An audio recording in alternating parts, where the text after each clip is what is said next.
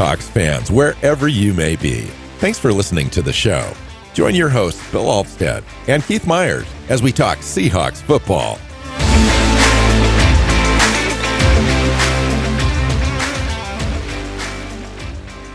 Hey, Seahawks fans. Welcome back to another episode of the Seahawks Playbook podcast. I'm your host, Bill Alvstad, sitting down with co-host Keith Myers. We are here to talk about the defensive line position group, both the defensive tackles, defensive ends, big guys across the front on a 3-4, and it should be an interesting show. We finished talking about the interior offensive line on the last show.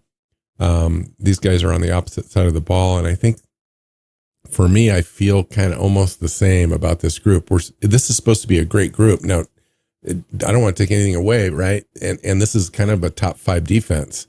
And part of that is because some of these guys, but I'm a little concerned still, even when I go through this group before this show, just kind of getting ready, just from a depth standpoint. And I don't know how you feel about this group, but I'm just a little like, I wish they had one more player. I agree. The depth is a little thin. Defensive tackle, like a big guy, like a 340-pound defensive tackle. I would feel a lot better about, a premier prospect like that in this defense that would allow everyone to kind of play ideally where they're well suited. But we're kind of running back the same group this year. And really interested to find out how you feel about it. Welcome in. Yeah, I would agree. I think I would love to see them have one more guy, especially since a couple of the guys that they are going to be counting on are, getting on the older side. And so having them, add some depth would be nice. I don't know if they have the ability to do that at this point because there's no guy out there. They may be waiting for someone else's camp/salary cap casualty in order to sign someone, but we'll see. So I thought what we do is just start on the inside and work our way out. And I want to start with Byron Murphy because he was our number 1 draft pick last year, kind of fell in our laps, quote unquote, with the 16th pick. He was the second defensive player taken in that draft at 16. It was crazy the way that the offensive side came off the board, how it did. Byron Murphy ends up here. It was great. So everything you heard pre-draft was this guy's amazing, one of the best defensive tackles to emerge, in the last 5 years, yada, yada, yada. What we ended up with, though, was a guy that played less than half the snaps, or about half the snaps on the defensive side, and a solid rotation piece, but we didn't really see completely spectacular. We didn't see like a dominating game where he just took over. I still have high hopes. There's still room for growth. He's a solid player, but did we expect too much from this player coming out of the gate? Well, I think given the draft position and just the fact that he was universally seen as the best defensive player in the draft. Yes, he was the second player who came off the board, but only because pass rushers tend to have extra value. But he was viewed as being the best defensive player in the draft, and we expected that to translate. And it did somewhat, but he didn't come out and wow. And I think that was a little disappointing, but that doesn't mean he was bad. Playing about 50% of the snaps. Okay. That's a little light, from where we want him, but he plays in a position where there's a heavy rotation. Guys don't get more than like 68%. And you don't want guys taking more than that because it's just too many snaps and, guys get hurt and all of that. So, and he was hurt also for 2 or 3 games. And that contributed to that snap count. He probably would have been up close to 600, I would imagine. Yeah. And so, you look at some of the other guys from last year. I mean, Leonard Williams, when people were healthy, was running about, 68, 65, 66. And then when guys got hurt, okay, they ran them. Those numbers went up. He had 91% in week 6. And then, the rest of them were in the low 70s. So I look at that and I go, okay, that's overworking, a guy like in week 6. But the rest of the time, especially when he was most effective, was when he was playing about 70% of the snaps. Well, I go look at Byron Murphy, and yeah, he missed 3 games because of injury and part of another one. But when he was healthy, he played, 51, 53, 54, 64. So less than Leonard Williams did. Okay, like that's not an indictment on him. No, necessarily. It's not, because it's fairly close. It's not like Jonathan Hankins or Miles Adams or any of those other guys were playing more than him. Jerron Reed played a little bit more, but that's about it. Yeah, but when they were both healthy, like from week 11 to the end of the year, right? Week 11, Reed played 4 more snaps. He played 6 more in week 12. He played 1 less in week 13. So their rotation. That's when the defense was really coming into its own. Yeah, and those two guys had essentially equal playing time because some weeks Murphy had more, some weeks Reed had more, and so it's very equivalent across the board there. And so I think they're happy with guys like having a guy like Murphy play about 60% of the snaps. I'd like to see it up this year, 66, 68. But to do that, you have to have someone else, come off the field. And if they're, trying to feature Leonard Williams like they did last year, it's different. And so I think they got more out of them. I think people are, I don't know what they were expecting. Were they expecting 10 sacks from him or what? But he's a defensive tackle. He was never that player in college either. I mean, he wasn't a big, huge sack guy. No, he's disruptive. He's hard to move. He's someone that defensive coordinators don't like seeing on the other sideline. But he's not going to rack up a ton of stats. I mean, that position doesn't do that. They do want him to take a few more pass rushing snaps this year. I've heard that from the coaches. Yeah. And that'll be interesting. He had 21 pressures and a half a sack, a quarterback hit, a couple of tackles for losses. I would imagine all those type of stats go up this year. He had 36 tackles. I would imagine it's going to be, 40, 45 tackles, 5 tackles for loss, hopefully some more pressures and so on and so forth. I still don't imagine the sacks get much over 4 or 5 for this particular player. But that's a big impact on a defense if you're putting those sorts of stats together. And it's not all about the stats. He does a lot more than just that from that spot. And that's, kind of when you talk about these interior defensive guys, you're not going to notice them popping off the page all the time. But you heard so much about him. You watched the film in college, and it just, for me, I think it just didn't quite translate as much as I thought it would on the field. I'd like to see him put together a few more dominant performances this year. I think that's reasonable. Second year in the system, second year with the coaching staff and the same defense with the same players basically running it back. I think the expectation does need to come up a little bit for him. And I think, we'll see what happens there, but he's got all the talent in the world and everyone loves him and his work ethic and all that stuff. So I'm not worried about him at all. With a lot of defensive linemen, guys like, that play his position, you see the big jump in year 2. Because year 1, they're just trying to learn the scheme, figure out what to do, all the different parts of just being a pro and that. And then they usually they take a step where they start to, develop pass rush moves and get creative. And trust that their run versus pass reads are correct and that kind of stuff, that they start making that jump in year 2. So I'm expecting Murphy to have a significantly more impactful year. Now, let me ask you this. I kind of forgot I kind of wanted to get into this a little bit, but talking about just the player and the fit and where he plays and his size and so forth. So he's not a huge player.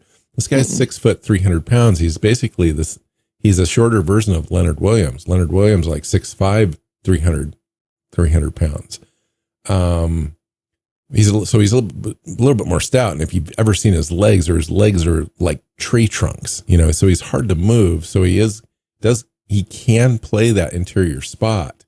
But where is he best suited, Keith? I think he's best suited as a 3 tech, which is where Leonard Williams plays. And so they move him around. He's going to play at the 5. He's going to play at the nose.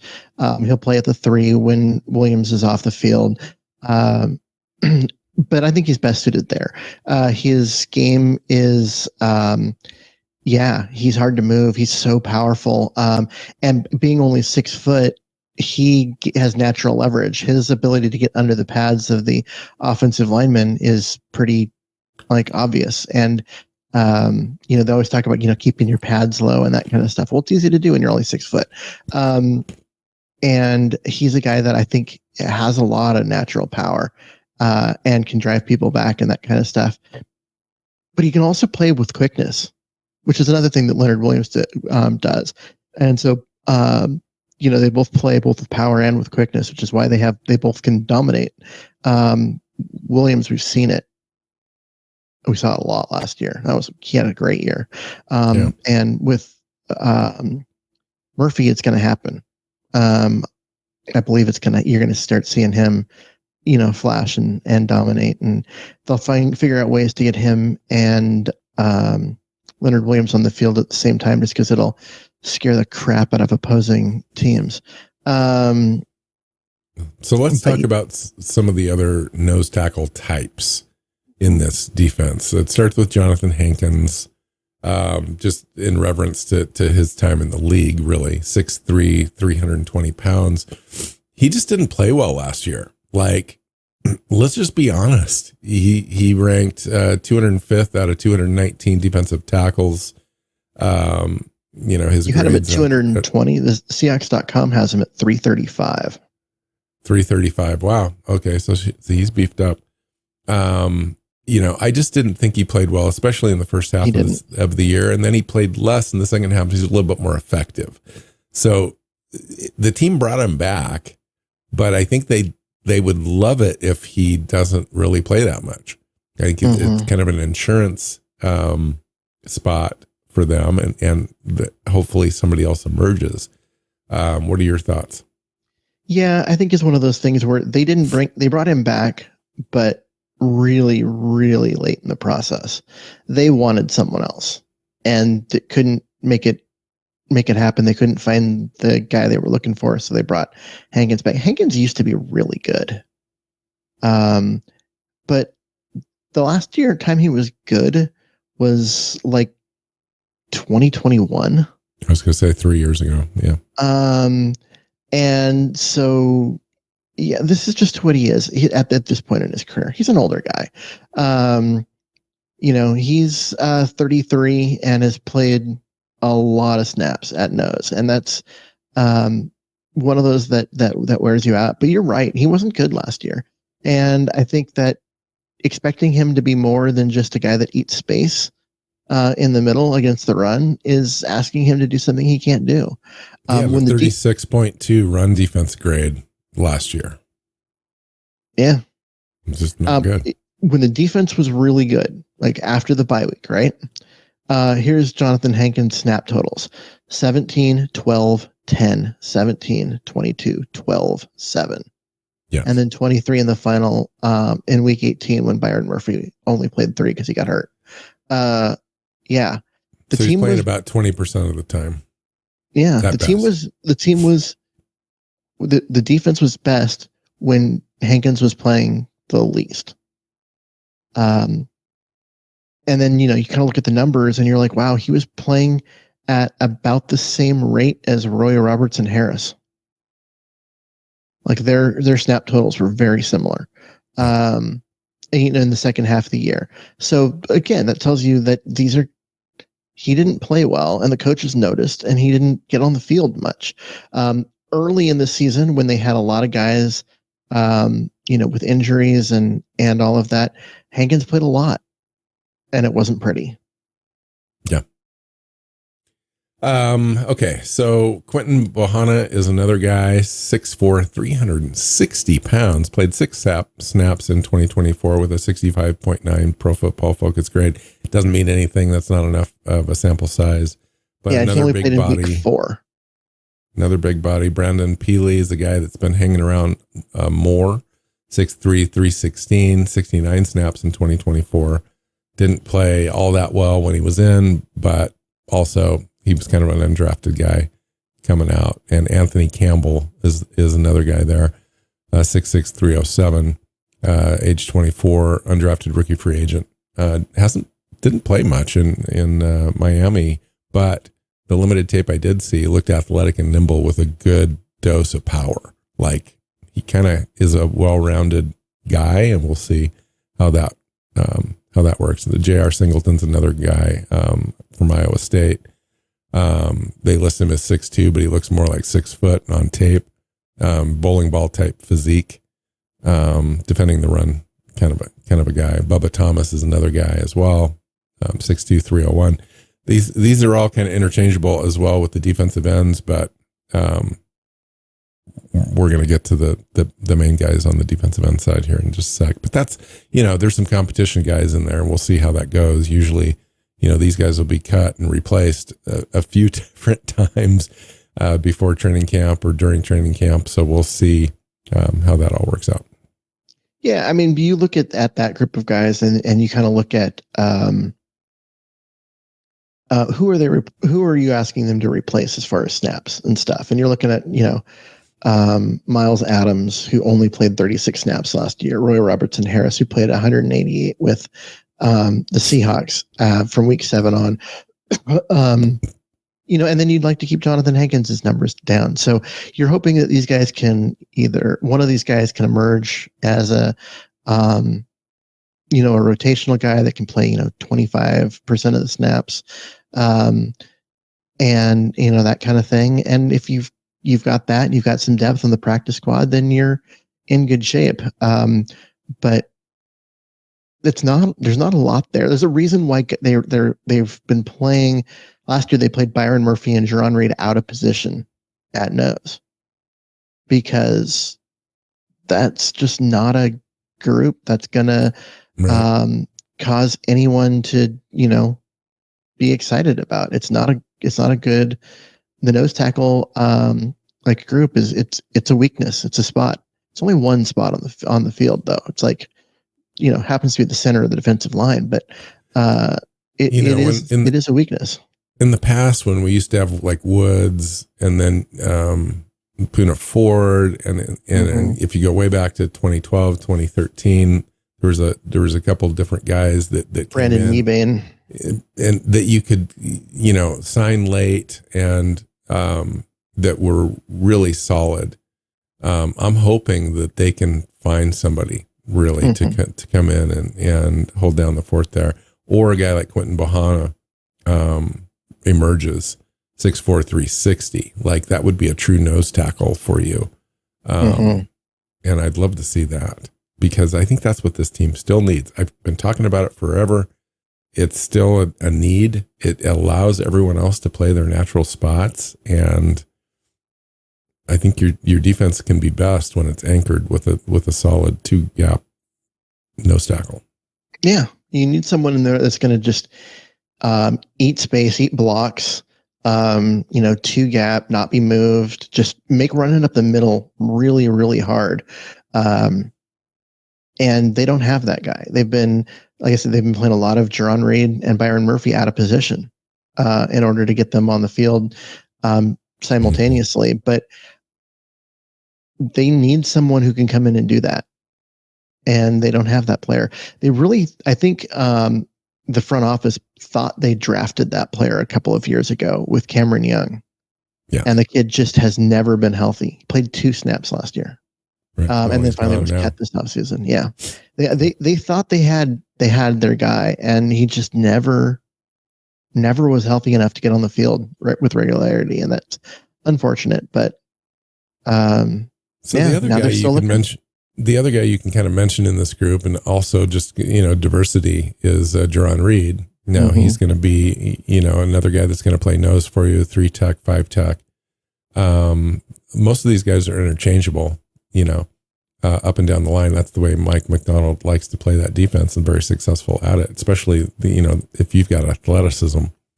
Jerron Reed has. He's getting a little older, so it's not so pronounced, but he's got a lot of other attributes that I think that the team really likes. And he's back now. I think he signed a 2-year deal, so he could be here for a couple of years. I'm sure they could move on from him, at some point. He's not making a huge salary at this point in his career. Talk to me about Jerron Reed, his fit, and if you want to move then on to Leonard Williams, that's good. Yeah. So, Jerron Reed had 10.5 sacks back in his first tenure with Seattle, and parlayed that into a large contract with someone else that he never really lived up to, and then came back to Seattle. And so, yeah, I mean, this is a guy that has strength. He's got athleticism. He's got the ability to, get through gaps and do some things. Or at least he did when he was younger. When they first got into town, the Seahawks played him at nose tackle, and he was good. And then when he finally had those big years was when they finally moved him off the nose tackle and over to 3 tech, and then suddenly exploded. Now he's back, and it's like, okay, where are they using him? Well, they're using him at nose. He's listed as a nose tackle, which I think is kind of funny because he's only 315. But he plays 3 tech. That's his native position. Well, that's also Leonard Williams' native position, and it's Byron Murphy's native position. Right. So one of them has to play nose, and the other one has to play 5 tech. And so Reed and Murphy kind of switch off between those two spots. Having all 3 of them on the field at once gives you a very dynamic defensive line that can do a lot of things. I mean, just be incredibly disruptive, even with only 3 guys. And I think that's kind of the idea, and the reason why they re-signed him was because you want to be able to run, when it on the drives when it matters, right at the end of the half, into the game, you want those 3 guys on the field all together, because they're going to be able to go and really get after quarterbacks and make life hard. But you can't play them like that the whole time, right? We were just saying 70% is kind of where you want the max of your thing. So you need rotational pieces. Right. And you also don't want to take all 3 of them off the field at the same time and have just a backup off our defensive line in there, because then you lose all your quality. And so there's, some, this is why I think they need another guy. They need a 4th player in this 3-man rotation, and they just don't have it on this roster. But Reed can do anything you want him to do. He's, like I said, he's a little older, but we still saw him play at a really high level last year. So I'm not expecting, a huge drop off in his play. I don't know if the team is either. The crazy thing is, with Jerron Reed, Leonard Williams, and Byron Murphy there as our starters, they did very well. I mean, the end of the year, they were top 5 defense. Mike McDonald loves to interchange those guys, stunt those guys, run them around. Leonard Williams had a career year. I mean, we're bitching about the minutia of of the rotation and all that kind of stuff, but it's very effective what they do. Now, we may want them to have a true stud nose tackle to take up double teams so these guys can be even more effective. That's not a bad ask to have, and I'm sure Mike McDonald's probably asking for that too. But it seems to work the way that the scheme is designed, and all these guys play well together. And a second year in this scheme is only going to enhance that. So, yeah, and I think the real part is it's just the depth we saw in the first half of the year last year, like when Byron Murphy got hurt. You noticed the defense was struggled a lot, to the point where they traded for Roy Robertson Harris just to be a rotational guy for 3 weeks. Well, 4 weeks, but as people, got healthier and could take more snaps. And that's not a guy who is normally you're going to see the field. He's not even on the team anymore, right? But they felt they had to, because when Murphy got hurt, they struggled. They really needed help on the defensive line. Miles Adams wasn't it, and so yeah, needing help, they went and they had to go get some. And that's what you and I are talking about, is they need some depth. They need to be able to rotate these guys out. They need to be able to not overplay them or to the point where they get hurt, but also not just wear them down. And you got to have another guy. I still think they're there. Now, when it matters and you have those three guys on the field at the same time, they're very good, and all three of them are great. You can't have them all on the field at the same time all game, because it doesn't work that way for defensive linemen.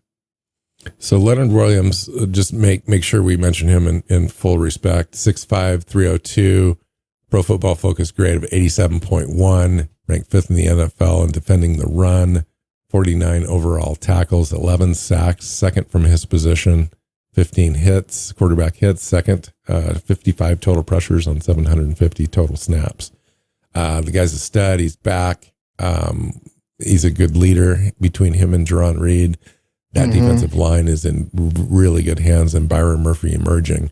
I'm really happy about the starting three for sure. You mentioned after it gets sketchy, Mike Morris is still there, but hasn't done anything yet. We drafted Riley Mills, but he can't do anything yet because he's coming off a knee injury, might not be available even in 2025. Signs are pointing towards him being available in the back half of the season, but then he's going to be playing catch up. Probably won't affect too much this season. And then a couple other guys after that competing on the back end. One of them is an undrafted guy that I'm really interested in Jared Ivey. When we did, I think a mock draft was when we really talked about him. I had mocked him like in the 5th round or something, 4th round. I said, this guy's a value guy. Like, he just does it all. He's not super athletic, super fast, super quick, super long, 33.5-inch arms from that spot, small hands, 9 and an 1/8, but he's a good football player. And I'm interested to see if he could be that other guy. He's only 275. He's kind of a tweener for this defense. And Riley Mills is, you talk about Riley Mills, I think he's like 290, 297 or something, but I think they want him to beef up a little bit. But he's going to be that kind of base defensive end guy too, or 3 tech. Not a nose tackle like we've been talking about needing. Both these guys kind of fall into that. But how do you see Riley Mills and Jared Ivey coming along and fitting into this scheme? Well, if Riley Mills was healthy, he would have been drafted much higher. This is a very good player, but he's not. Hurt his knee in the college football playoff at the end of the year, and so he's going to be out. He's probably not going to do anything in training camp, and then it becomes more of a lost year because he doesn't know the scheme and all of that because he didn't get any of the training camp. So yeah, I think he's going to be. He might come on at the end of the year as a guy, just get him some snaps and help the rotation a little bit here and there, but he's not a guy that we can expect much from until next year when he's had a chance to actually go through an NFL training camp. But Jared Ivey, I was shocked he didn't make it. He didn't get drafted. Not quite as shocked as I was the year Poona Ford didn't get drafted, because that to me was just insane. But Ivy was a draftable player, like fourth round, fifth round, as far as his talent and production, but just kept falling and ended up not getting, not getting a spot. And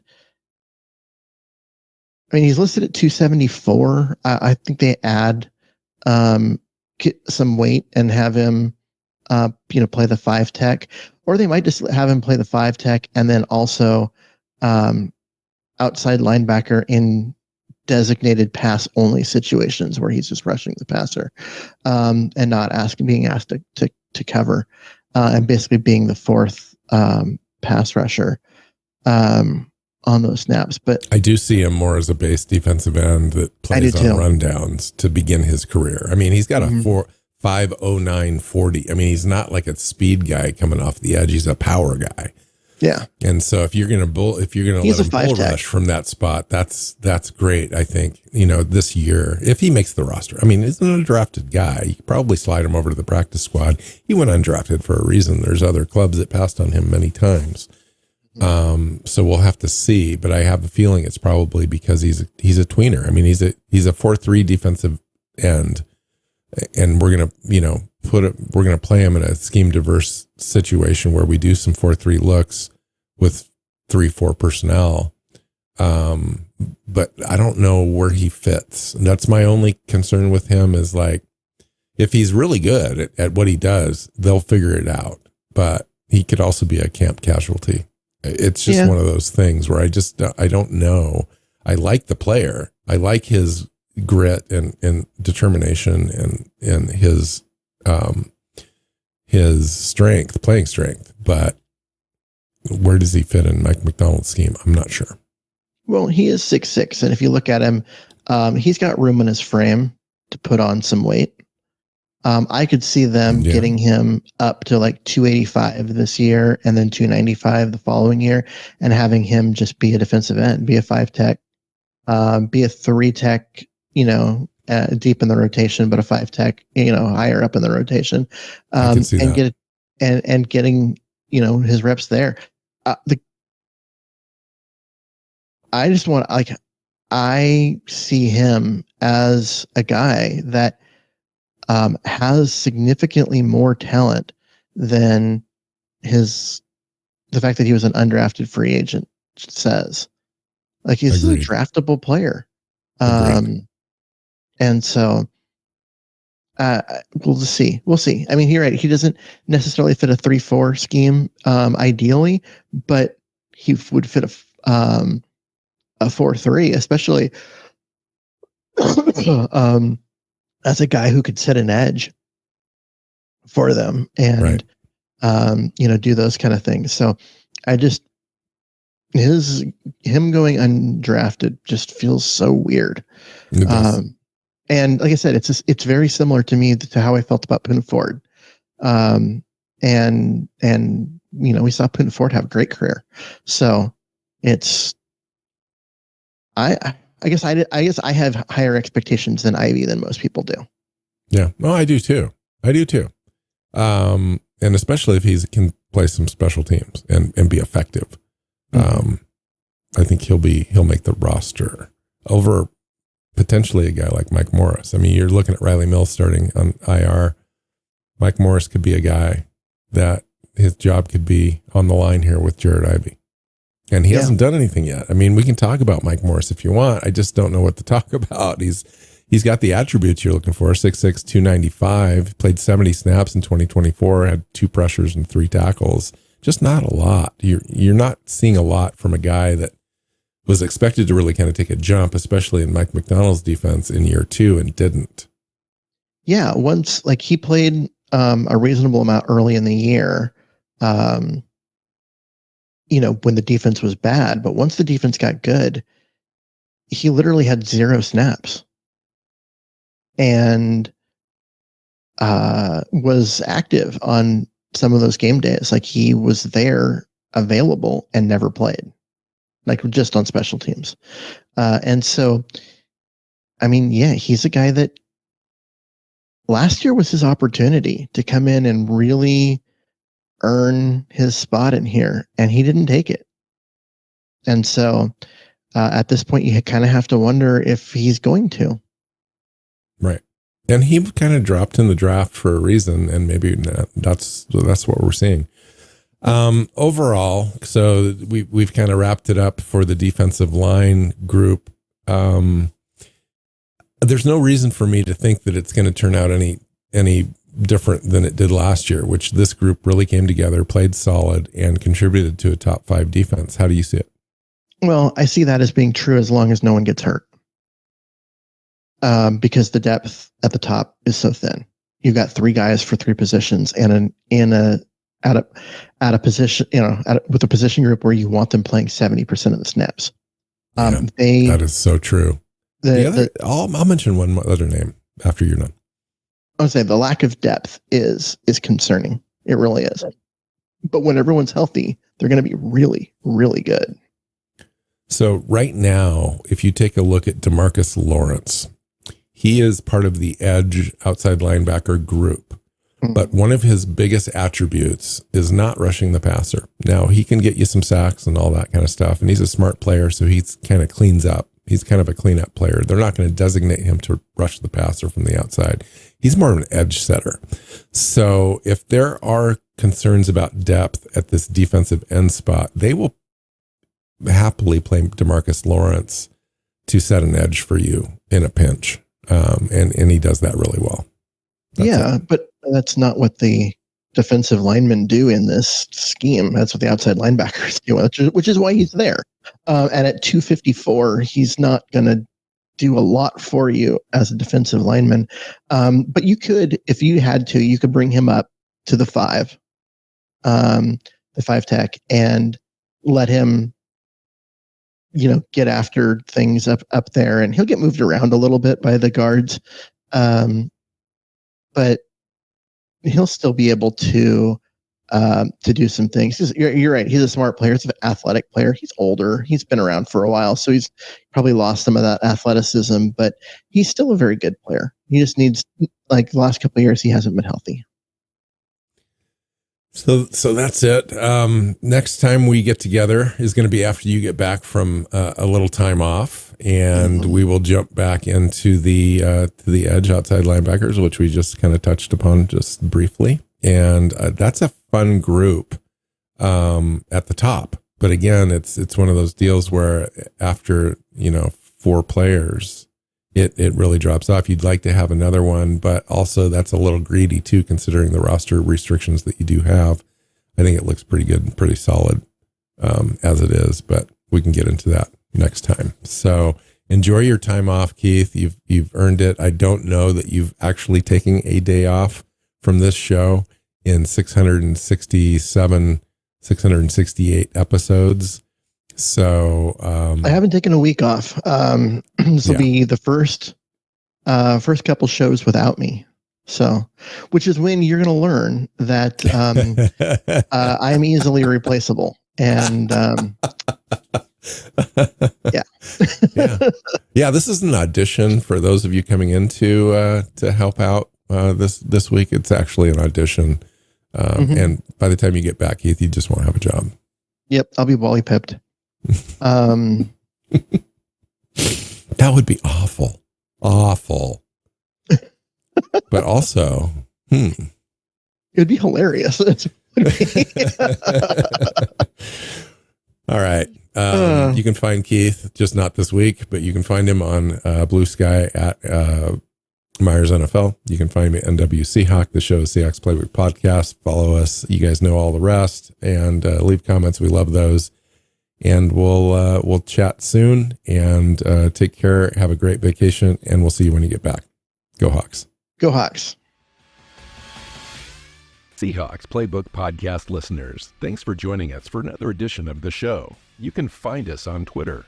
Bill is at NW Seahawk, Keith is at Myers NFL, and the show is at Hawks Playbook. You can listen and subscribe to the show at SeahawksPlaybook.com.